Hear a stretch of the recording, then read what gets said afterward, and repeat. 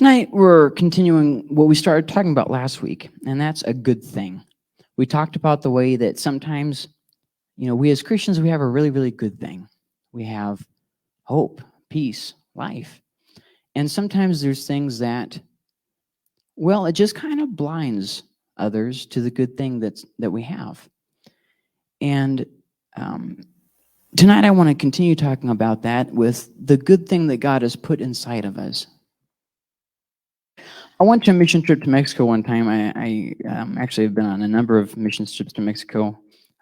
Mexico is a very, very special place in my heart. Me and my dad actually did a project down there at an orphanage, and it's probably one of my fondest memories. Mexico is just a great place. Always had great opportunities there for church work and that kind of stuff.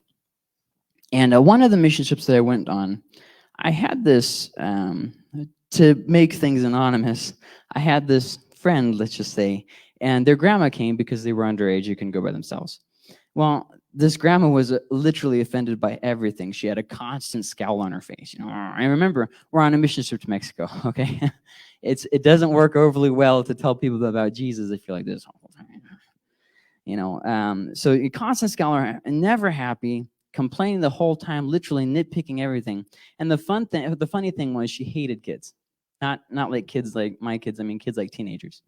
These disrespectful kids. And so she spent a lot of the time in the van actually telling the teenagers, which outnumbered the adult people by a lot. And she spent most of the van ride down to Mexico complaining about these young kids nowadays, right? And obviously the teenagers didn't take that too well. But the funny thing was, she's all these disrespectful kids, and she's talking about these kids in the van who are currently on a mission trip to Mexico. Maybe your timing could have been a tad better, but you typically don't want to complain about teenagers while they're actually telling people about Jesus, giving up, their time that they could have been doing other things.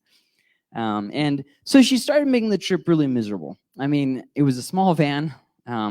It was only a 15 passenger. I wish that we had like a 47 passenger, But she really made the trip miserable. It was really terrible. She was so unpleasant that everyone else started being unpleasant. We were hot, we were sweaty. This person, and it's just, oh my gosh, it's when the sweat seems to just assault you. And it's like you can taste it. It's in your eyes. You can smell it. And you're just like, God, can we just have quiet for a little bit? It's something similar if you've ever had somebody play the same CD over and over again on like repeat. They say like the same things over and over again. You get the same highlights over and over again. It's like, I feel like I've heard this song. I'm going to be real honest. I feel like I've heard this one. And so it really everybody just started to get a little bit grouchy. Have you ever dealt with that person? They just bother everyone, right? That person. Surely you've had that person in your life where you can honestly say, well, they bother everyone. But here's something that I actually learned on that missions trip. If you act ugly because they act ugly, then you do the same. Did you hear what I just said? If you act ugly because someone else acted ugly, then you're the ugly one too. And we do this all the time with life. Well, they treated me, so and so now I'm all mad, and I'd be mad to you. Like a little kid. And then it's like, well, now you're the one who's in a bad mood. So did that really help the situation? And so the second blinding attitude, the second thing that blinds others to the good thing that God has put in us, and it blinds us from really all that God has for us. And that second thing is this: when you become overcome by evil. And you might say, well, what does that mean? Well, first off, let's look at Romans 12. This is where it comes from. Do not be overcome by evil, but overcome evil with good. I'm not talking about demonic possession. I'm not talking about that. I'm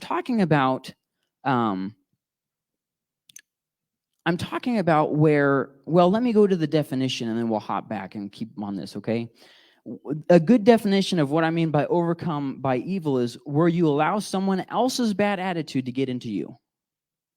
Okay? So they have a bad attitude and you let it affect you and get into you, where now you have a bad attitude. You've been overcome by evil. Okay? It doesn't matter how good or right you were in the first place. Once you become overcome by evil, it's like having a bunch of orcs in the elven stronghold. It just doesn't really work, okay? You're always thinking about it. Someone mistreats you and you react against it instead of, this would be what the Bible calls returning evil for evil. Well, they were doing good to me, so I did good to them. Well, this person did evil to me, so I returned evil. It's reacting against it, right? It's someone mistreats you and you react against it, and the attitude starts spreading. See, if somebody mistreats you and you act good, that word of that gets around, you know. When somebody acts ugly to you and you act ugly back, all that happens is people start dividing into war camps, right? You've had a family before, right? Well, this sibling said this, and, you know, whose side are you on? And it's like, oh boy, things have escalated. And so let's go back to this.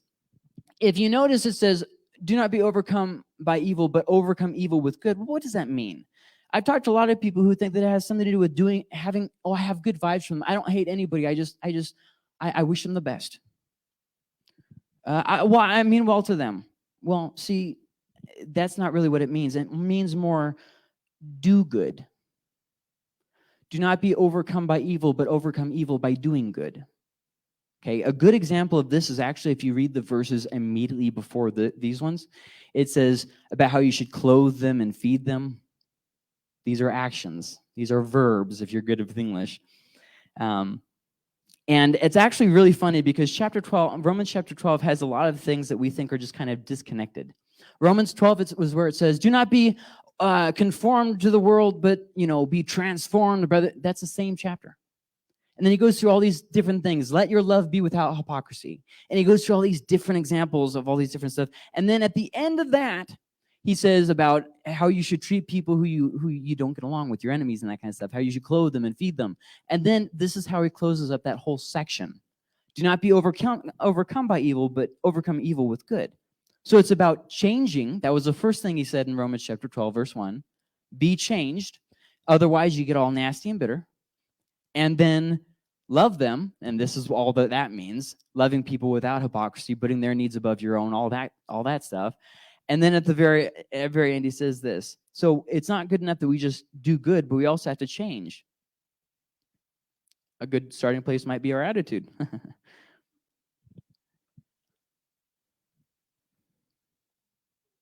So to be overcome by attitude, that's where the bad attitude gets into you and your thoughts become consumed by it. And don't anybody here even pretend that has never happened to you. If you've been alive, this has happened to you. It just consumes you. It's just something if you've been married, just kidding. Just a joke. Just a joke. And one of the things that we say to kind of make it seem a little bit better somehow, well, they're putting me in a bad mood. They're doing this to me. They're putting me in a bad mood. It's like they're just trying to piss me off. They're taking advantage of me. Here's the thing, and I actually read this in a children's book, and I think that is very, very applicable. You can't control how you feel. Emotions are natural. You will feel anger. No matter what you do, you're going to feel anger. No matter what you do, you're going to feel jealousy. You're going to feel greed. You're going to feel tired. You're going to feel hungry. Feelings are a natural part of being alive. Here's the thing, though. Just because you feel something doesn't mean you have to act a certain way. You know what I'm saying? So let me say this, okay? You can't control how you feel, but what you do with that is up to you. Just because you feel angry doesn't mean you have to punch somebody, right? Doesn't mean you have to talk about them. A good alternate option is to get up and go for a walk. Closing your mouth is another really, really good one. I don't know about you, but when I get mad, I tend to go on rapid fire. I'm a very diverse weapon. See, I'm a single shot, except for when you turn the ghetto switch, and then I turn automatic. Yeah, man, oh man. And then, by that time, you've already put too many holes in the wall, and it's just a little bit harder to repair it than it is to just put on the safety in the first place. And the thing is, so you can't control how you feel, but you do control what you do with how you feel. What you do is up to you. And the problem is we don't like that part. We do this. they're putting me in a bad mood. Okay, I'm not even going to argue that point. Let's say they're putting you in a bad mood. That doesn't mean that you can act on that bad attitude. There's a complete difference there. You can't control what others do to you. You cannot control how you're going to feel. Some feelings are just going to be natural. And here's what I mean by that. Ever been in a room, you're talking to somebody and somebody says something and you instantly feel jealous? You don't even have time to process it. You just feel like kind of insecure about it in the situation. You know what I mean? And it just came naturally. It came quick. You didn't even have time to process it. And then even, you might even be sitting there trying to figure out, why am I feeling jealous? What is this that's putting me on edge? If you've been in any kind of ministry or leadership whatsoever, you probably know what I'm talking about, because you get in this idea of, have I been outmoded? Am I no longer needed? You know what I mean? And you start getting your insecurities wrapped up in it. So they're putting me in a bad mood. We want to try and pawn our emotions off on somebody else. It's their fault. Therefore, because they did something that made me angry, I can lash out. They had it coming. But like I mentioned before, and I'm just going to say it in a slightly different way, if you get bitter at someone who is bitter, you're bitter. Don't start doing the same thing that irritates you in somebody else. Well, all they do is complain and they're just a pain in the butt. Well, that's what you're doing. See what I mean? You've been overcome by evil. You've been overcome by evil. Well, I didn't deserve it, but they did. Yeah. I was being good. I was the good guy, okay? They crapped on my party. I had nothing to do with it. So now I'm just giving them what they deserve, right? I didn't deserve it, but they did. That sounds good, but let's stop and think about it, okay? Your spouse cheats on you. So you go and cheat. What? What? That doesn't even kind of make sense. If you go and cheat on your wife for cheating, that makes you a cheater. You see how that works? Their act of immorality didn't condone your act of immorality. That's trying to meet stupid with stupid. Like, which of us can be stupider? You might have started being stupid, but I'll finish it, by gum. And sometimes we do this just to kind of, I don't know, get the last word in, I guess. And, it kind of gets to be self-defeating. And so here's the thing. Okay, so maybe you didn't deserve how they treated you, but now I want you to catch what I'm saying, okay? Pick up what I'm putting down, all right? Let's say you did not deserve how they treated you, okay? You only don't deserve for them to treat you like that so long as you respond correctly. The minute that you lash out and react negatively, returning evil for evil, you now deserve it. Finally, all of you, be like-minded, be sympathetic, love one another, be compassionate and humble. Do not repay evil with evil or insult with insult. And that's actually one of the amazing things about when Jesus was his last, hours before he was killed, is it says that he was silent. Now, how that's important is because how many times have you been quiet when somebody was making fun of you? How many times have you kept your mouth shut when people were hurting you? But he did. And that's really an amazing thing. Obviously, the ability to conquer the tongue, it's very noteworthy. Do not repay evil with evil or insult with insult. On the contrary, repay evil with blessing. Because to this you were called. You were called to this thing so that you may inherit a blessing. In other words, you cannot inherit the blessing unless you go through it. Isn't that what he just said? You do this so that you may inherit a blessing. The implication being that you don't inherit the blessing if you repay evil with evil. That's the implication. For whoever would love life and see good days must keep their tongue from evil and their lips from deceitful speech. Easier said than done. They must turn from evil and do good. They must seek peace and pursue it. For the eyes of the Lord are on the righteous, and his ears are attentive to their prayer, but the face of the Lord is against those who do evil. So now we have something else. If somebody mistreats you and does evil to you when you did not deserve it, and you lash out by doing evil in return, what did it just say? God is against you. But hold on, God, that's not fair. If somebody does evil to me, I got them back. We're even now. And meanwhile, Jesus is saying, no.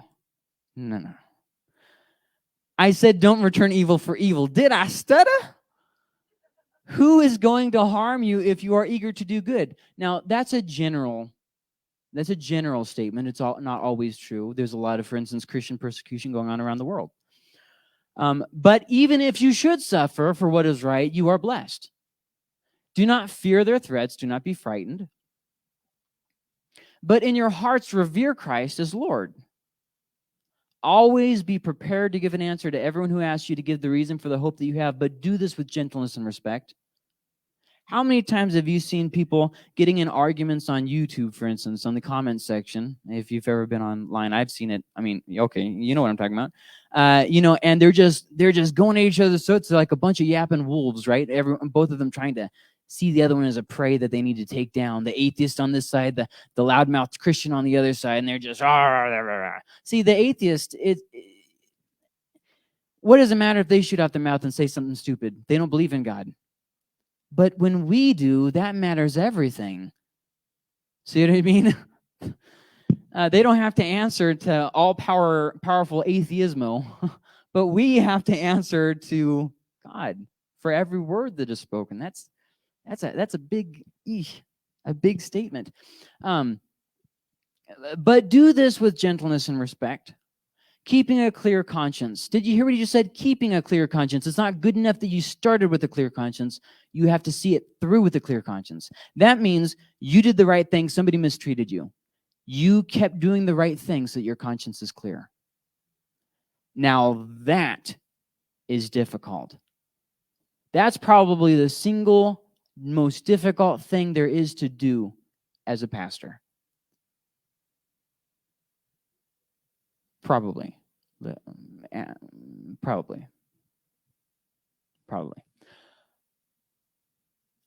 keeping a clear conscience so that those who speak maliciously against your good behavior in Christ may be ashamed of their slander, for it is better if it is God's will. Now, this in English doesn't sound as good as it does in Greek.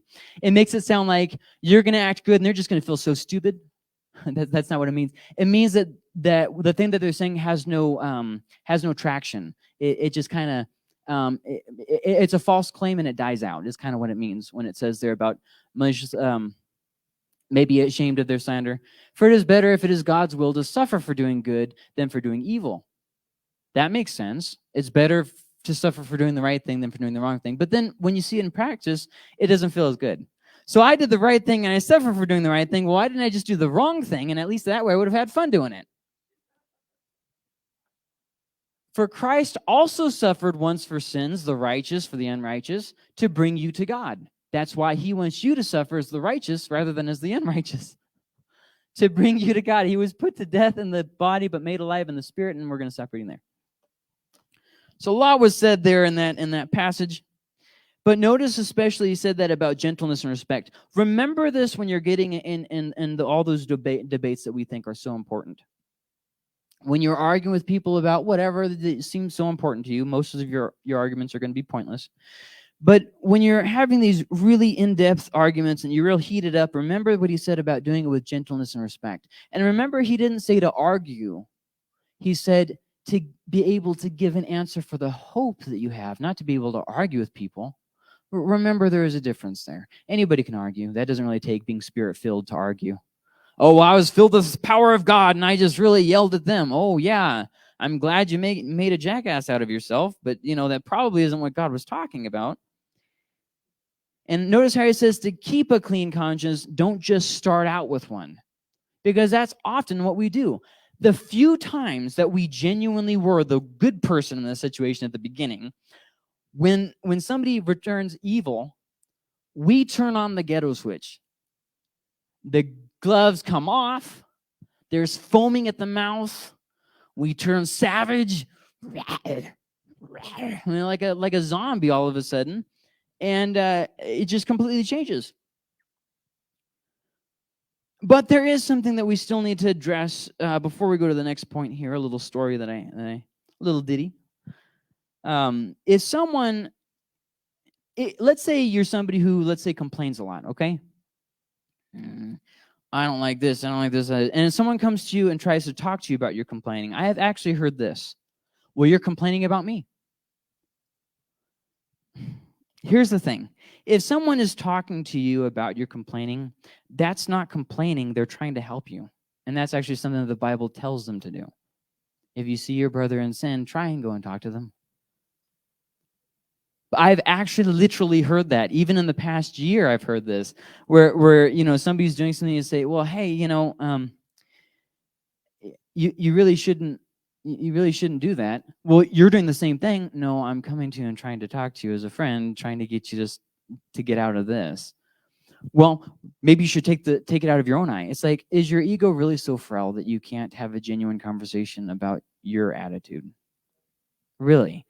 When you've got a bad attitude and somebody's trying to help you, don't try and flip that on them just so that you can remain the hero above any kind of mistake.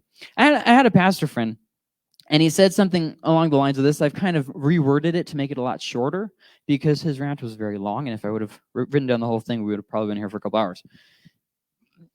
It was a very long conversation, but the gist of what he said was, well, nobody's helping me. I have to do it all by myself. Everything keeps going wrong. It's so frustrating. And I definitely do know what he's talking about. But here's the thing. That pastor was doing a thing, not a good thing. Why? Well, because of his attitude. I'll read you again what he said. Nobody is helping me. I have to do it all by myself. Everything is going wrong. And your attitude reeks from it. Is it unfair when people mistreat you? Yes, of course it is. But when you start lashing out at other people, you lose. Well, before I get off on a rabbit trail, let me just summarize it like this. The good thing that he was doing became just a thing because he had a crappy attitude while he was doing it. You have to have a good attitude even if you are the one in the right. You have to have a good attitude even if you were the one in the right. Even if you kept a good attitude, which is nearly, I'm going to say it's impossible. Even if it was possible for you to start out good and then keep a good attitude the whole way through in its entirety, which I really don't think that's possible, but let's say it is, you still have to have a good attitude even if you were the one in the right.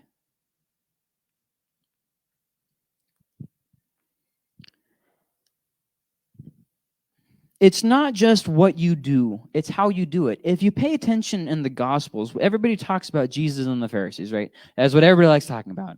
You know, how Jesus, he really got those Pharisees good.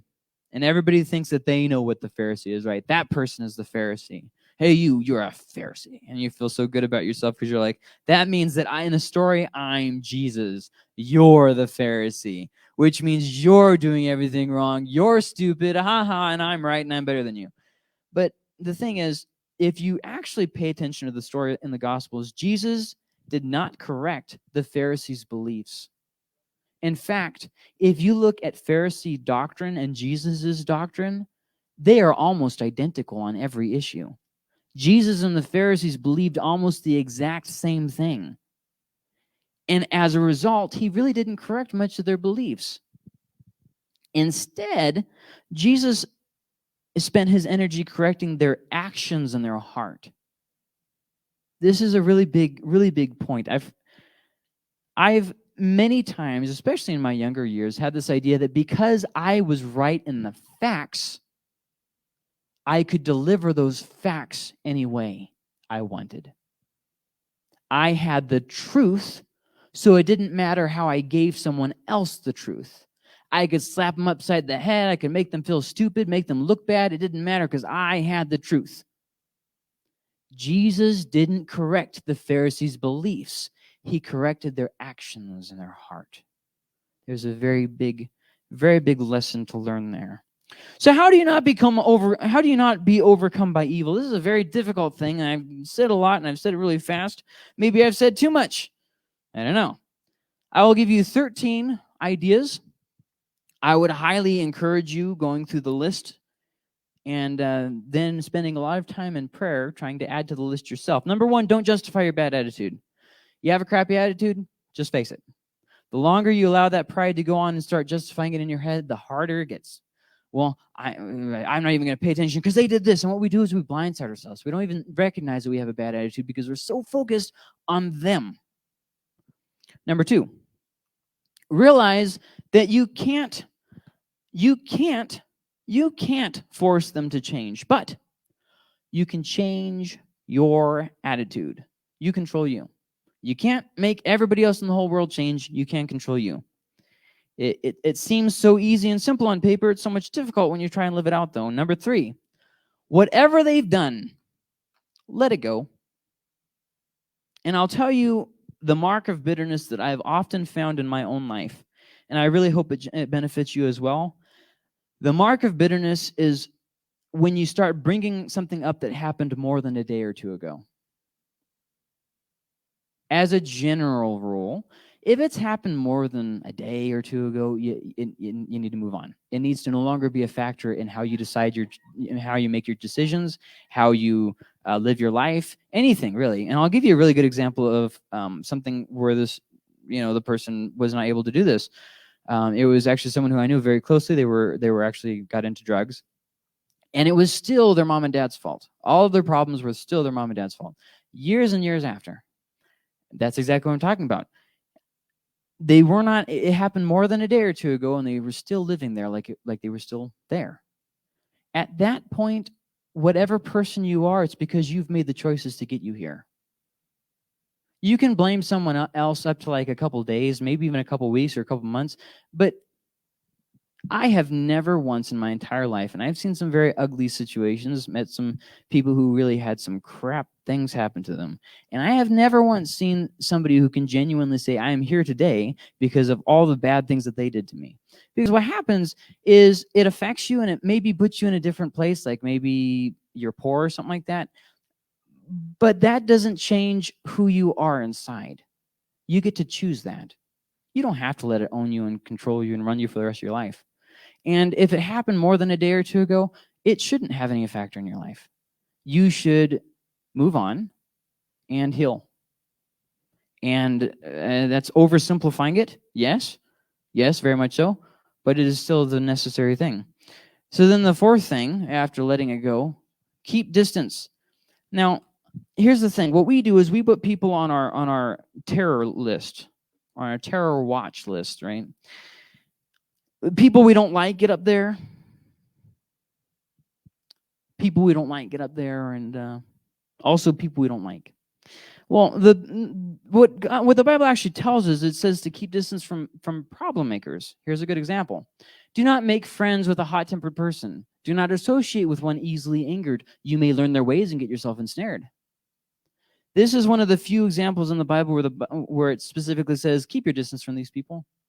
You're also supposed to keep your distance from people who used to be Christians but then left. You're also supposed to keep your distance from people who used to go to the church and caused a problem and then left. There's a few situations where you really ought to just keep your distance. And the Bible is very, very clear about those very few examples. Another example that you're supposed to keep your distance, false shepherds and false leaders and false pastors. Okay, these are just things that when the Bible specifically says, hey, you shouldn't be hanging around with these people, probably a good idea not to hang around with them. Sometimes it helps to get space from a person so you can heal, sometimes, but not always. Sometimes it just makes a bigger problem in the end. I would say the same thing's true for people who are easily offended. One person on a team, when you have a team trying to do something, a ministry or a business or whatever, and you have one person who's easily offended, they take that into the whole team, and then everybody else starts acting all moody, and then they do this. Whoever's in charge, usually, sometimes other people, but normally who's ever in charge, will start changing how they do the meetings, almost like they're tailoring it for that one person. So now there's no longer a team. There's one person that the main leader's trying to babysit. Happens very frequently. Happens in families too. That takes us to number 5, control your thinking. This gets easier with time, but at first it's going to be very difficult. You have to consciously stop thinking about the bad thing and focus on something better.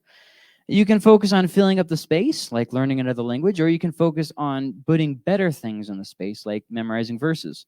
Either way, Philippians 4:8 has some very good things to say about that. Finally, brothers and sisters, whatever is true, whatever is noble, whatever is right, whatever is pure, whatever is lovely, whatever is admirable, if anything is excellent or praiseworthy, think about such things. And that's going to actually come back up for point number 6. Don't gossip. If you're trying to not be overcome by evil, the very quickest way to be overcome by evil is to talk about it. It's just the quickest way. So don't gossip, and check this out. Even if it's true, don't gossip about it, right? Right? I know that Philippians 4:8 says, hey, if it's true, you should, but it didn't say just if it's true. If you notice, it says if it's true and noble and right. It didn't just say if it was true. So when you're gossiping, don't dismiss it by saying, but it's true. It really doesn't matter if it's true, if it's not noble. Anyways, don't gossip even if it's true. Refuse to say bad things, especially about someone who you just despise. If there's nothing good you can say, either keep your mouth shut or walk away. An even better opinion would be to defend the person. When you have to defend the person that you dislike, it really teaches people, I don't want to talk about this person to that person, because they're just going to defend them. And here's just another little thing. If you can't say anything nice about a person, you can't defend them from another person, you have a bad attitude towards them. Remember that. Okay, so we went through 6. That takes us to 7. Learn how to deal with your problems. Plan it out. Life isn't about not having problems. It's not about not having problems. A lot of our energy is spent on trying to remove any discomfort from our life. Stupid. What a waste of time. Instead, learn 3 different things. Address it, ignore it, grow from it. Okay? There's going to be some things in your life, problems that you have to face, where you need to just deal with it. It's not going to be pleasant or fun, but you got to deal with it. An example of this would be your toddler is giving you lip. Address it. Ignore it. This would be an example of your grown child refuses to talk to you, and they're spreading all kinds of things that are not true about you. You got to just ignore that one. There's not much you can do about it anyways. They're a grown adult. And even if they're not acting like a grown adult, there's still nothing you can do about it. You can get all bent out of shape, but it's not going to change anything.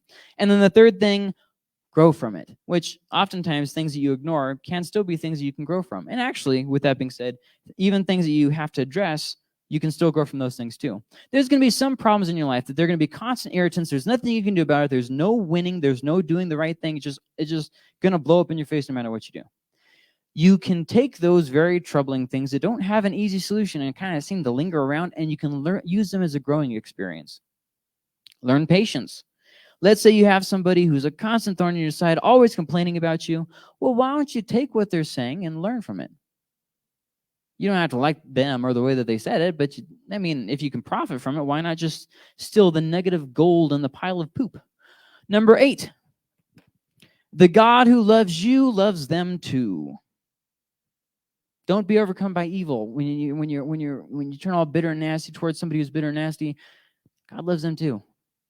Sometimes we think God hates them because I hate them. Well, not exactly. Number 9, don't hold on to the offense. What? Don't hold on to the fence? The offense. Offense. Don't hold on to the fence. Onto the offense, you got to learn to let it go and get some defense. No, I'm just kidding. Do not take revenge, my dear friends, but put wrath in its place. Don't hold on to the fence. Let it go. Number 10, this is very closely related to the whole having problems thing. Don't let it consume you. Let it be your motivations for spiritual growth. God, this happened. Why did you let it happen? I'm broken now. So use that brokenness as a means of seeking after God.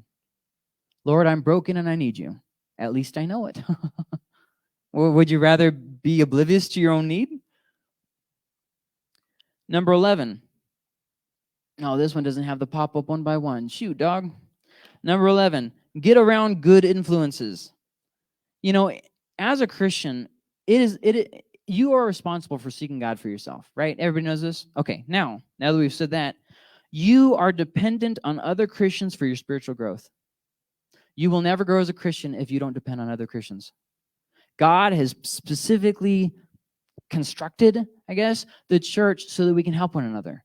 When you try and go off and do life all by yourself because I'm more spiritual than everybody else, I don't need anybody else, well, you don't really grow. You end up just getting yourself stuck in a rut. Another good influence, reading the Bible, praying. Another good influence is giving it time. Sometimes we want an instant, we want the problem to be instantly resolved, and it's not. 2 more. Number 12, Stop trying to control others. This is probably one of my biggest struggles as a leader. Especially as a father too, right? I will make my kids do the right thing. If you've never thought that, you're a liar. Okay? You can't control others. At one point or another, they have to make their own decision. And so what happens is you wear yourself out trying. You try to control everybody else and make them do what you want and make them do the right thing. And you wear yourself out. And not only that, but it distracts you from learning character. What? I don't need to learn character. They're the one who's a pain in the butt. Yeah, and you need to learn character and patience. Until you can look at that person that you despise so much in the exact same way as Jesus did when he was saying, forgive them, they don't know what they're doing, dying on a cross, you need to change your attitude. So, there was a problem. Oh boy. Hold on. Before I go to that story, let me look. There was a problem couple that was in a church, and we could have very easily asked them to leave. It would have been the easier thing to do. But here's the thing: if we would have asked them to leave, it would have changed us. It would have changed how we dealt with situations, and we decided we're not going to do that. Any damage that they could do, we're going to do by becoming that kind of a pastor. So we decided to let it go. And also, if we would have asked them to leave, it would have affected how the rest of the church treated people. Throw them away. Throw them away. Throw them away. Throw them. See what I mean? It would have affected how everybody else. And like it or not, when you are in a leadership position, how you deal with things, it does travel down. See, oftentimes we treat our kids a certain way when they're kids, and then when they return the favor when they're adults, we say, why are they treating me like this? I'm your mother or father or whoever, grandparent or whoever. It's like, well, that is kind of the way you taught them. And the Bible says that even when they're old, they're not going to go from this. This is the way you've trained them.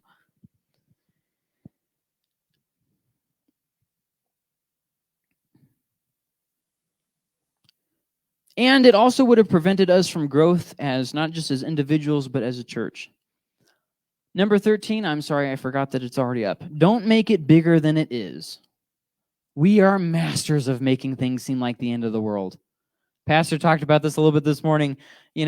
Oh, my phone broke or whatever. This is the example that he gave. It's the end of the world. And it's like, well, maybe it's not all that important. I'll actually give you an example. I was at a church, and a bunch of false rumors started spreading about me, and people started gossiping about me. Even the pastor started gossiping about me. I was the only person that wasn't in the gossip group because they were gossiping about me. That's why I wasn't in the gossip group. It wasn't because I didn't want to be in the gossip group. It's just because I wasn't welcome. They were all like, well, if you come, we don't have anyone to talk about.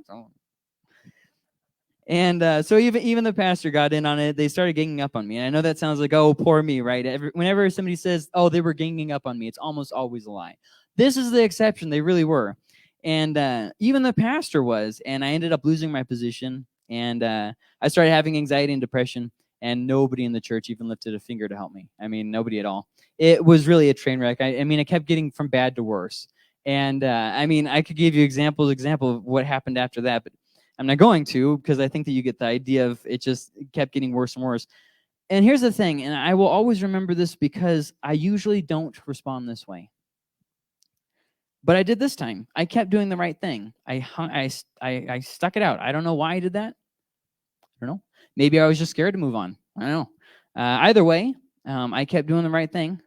And, now on this side of it, what happened. It's water under the bridge.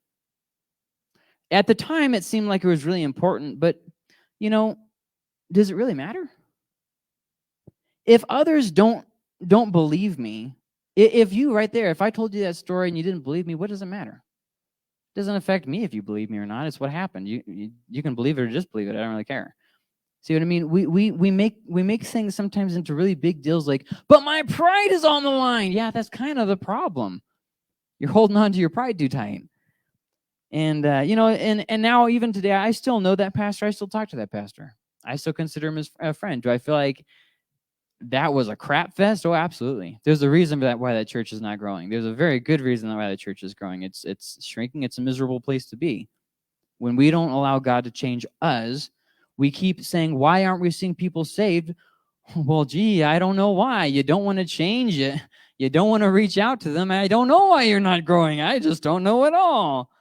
And but you have to take the things that really have hurt you in the past, and that really did hurt me. And you have to stop and ask yourself, does it really matter?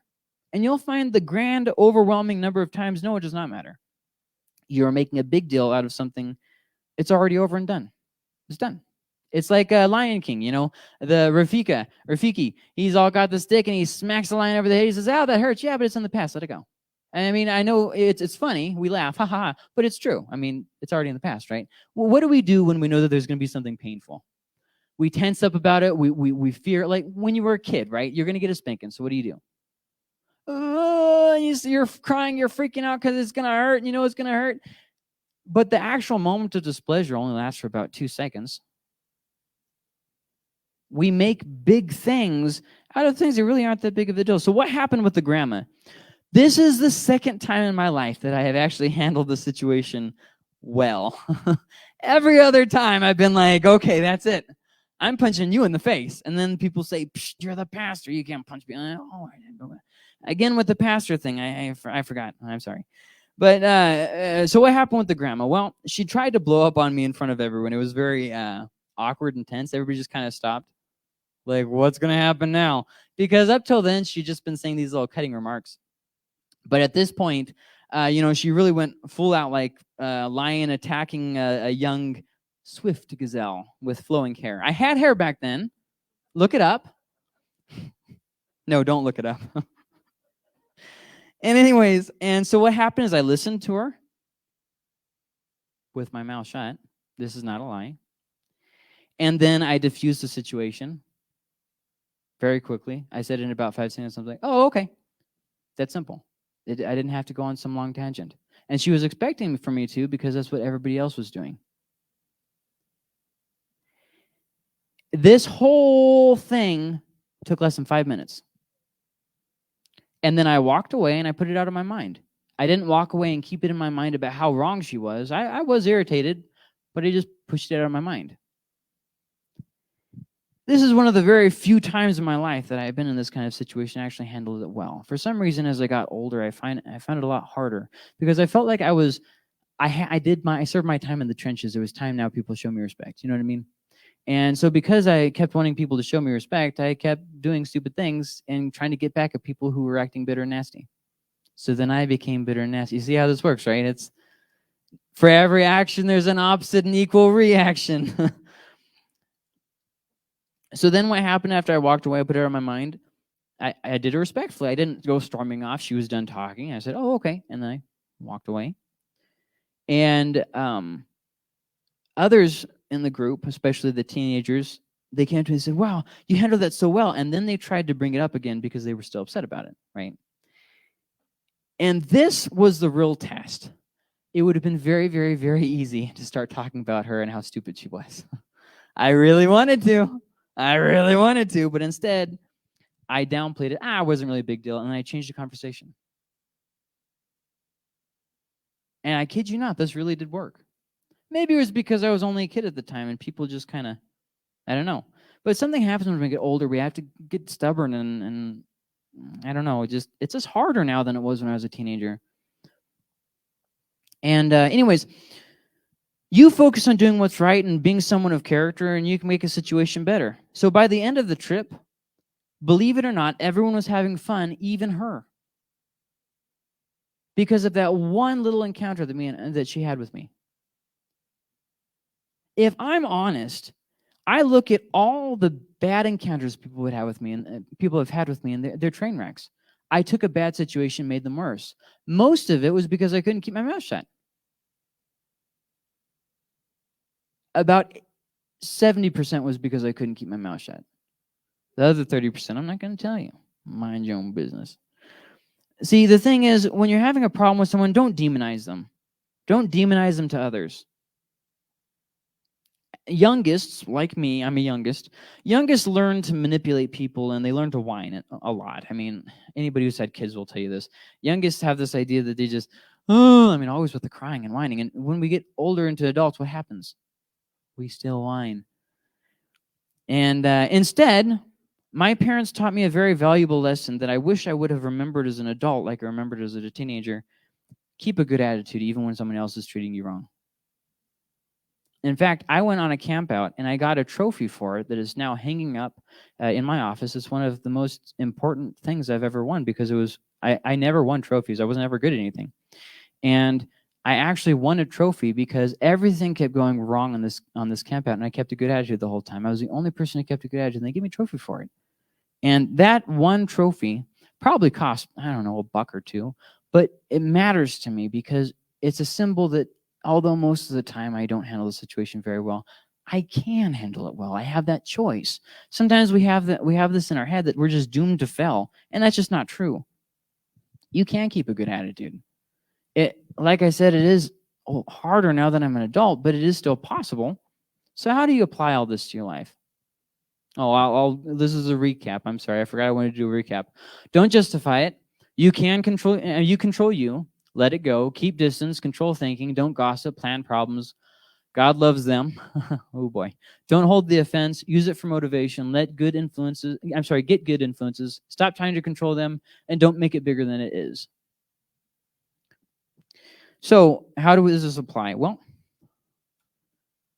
the church that I was a part of, that I told that story of, it really hurt me. And if I'm real honest, there's still some of that church in me. I don't mean the hurt that church caused. I mean, you can't be unaffected from the past. And when you're around something, it kind of gets into you. I still have some of that judgmentalness and bitterness from that church in me. And if we're real honest, we all have that in us. We're so busy at looking at how it hurt us that we haven't asked the question of, how did it mold me? See, looking back, and I will struggle with this likely for the rest of my life and not repeating that behavior. It's very easy for me to turn into a judgmental, bitter person. It's extremely easy. I was in that church for a very long time, and that's how we did things there. It's very easy to revert to that. I will continue struggling with that. Look at the things that have affected you and ask, how did that mold me? What bad choices do I struggle with now because of that situation I was in then? Don't ask how it hurt you. That's just a sob story. Turn that sob story into, how did this mold me, and how am I still reliving it? Because you'll notice that children with trauma, and if you do any psychological studies, you'll notice this, children who have traumatic experiences relive the trauma throughout their adult years. Same is true in each of you. You've gone through things in your childhood, teen years, young adult years, and it's affected how you deal with things in the future. So how do you apply everything that we talked about? Well, first off, forgive those who don't deserve it. It might not be fair, but check it out. You have to go through it either way. Why not grow from it? You're going to have to go you're in this uncomfortable situation. Nothing's going to change that, right? You have to go through it. Nothing's going to change that. Just because you prayed to God and asked him to change you doesn't mean that now all of a sudden you're going to start going through problems, and you wouldn't have gone through problems otherwise. You're still going to go through problems. So since you're going to be going through problems, why don't you use it as an opportunity to grow? And some of you might be where I have often found myself. God, I'm too far gone. I'm dead, and I'll never change. Emotionally, I'm dead. Mentally, I'm just dead. Spiritually, I'm dead. I've fought for so long, I just can't muster up any more courage to keep going. I'm done. The train has lost steam. Well, see, there's where the good news comes in, because God can raise you from the dead, and he can do a good thing in you. Philippians 1:6 says, being confident of this, that he who began a good work in you will carry it on to completion until the day of Christ Jesus. Or think about the story that Pastor's been talking about for a number of weeks, with Lazarus, where he was dead and God raised him from the dead. Do you not think that same God can raise us from our burnout, from our emotional distress, from our mental overload? Or what about 2 Corinthians 1:9? Indeed, we felt we had received the sentence of death. He's talking about all the struggles that they were going through. But this happened that we might not rely on ourselves, but on God who raises the dead. You will, unfortunately, face irritations in your life. It's going to happen. But don't be overcome by the evil. See, a boat that sinks serves no purpose. Respond with good. And if you started out as the hero, don't end as the villain. Lord, we thank you for everything you're doing in us, God. I just pray you'd soften our hearts. And I pray specifically if there's anyone here who's just been overcome by evil, as I myself struggle with this, God, every week, just every week. It's so hard to not give up. It's so hard to keep going. It's so hard to not just get frustrated. God, you see the emotional pain in people, God, like people like me, who we spend so much time complaining about the unfairness of it that, God, help us to be thankful.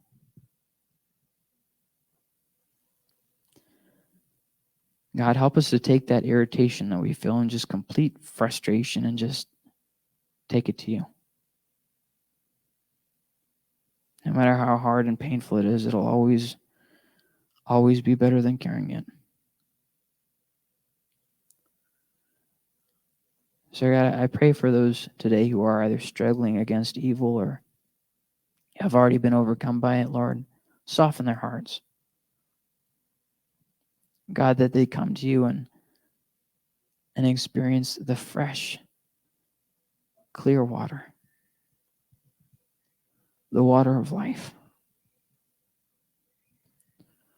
the water that can even raise the dead and give hope and complete, drained out, hopeless individuals. God, we're looking to you and we're trusting in you on this. We love you. Amen.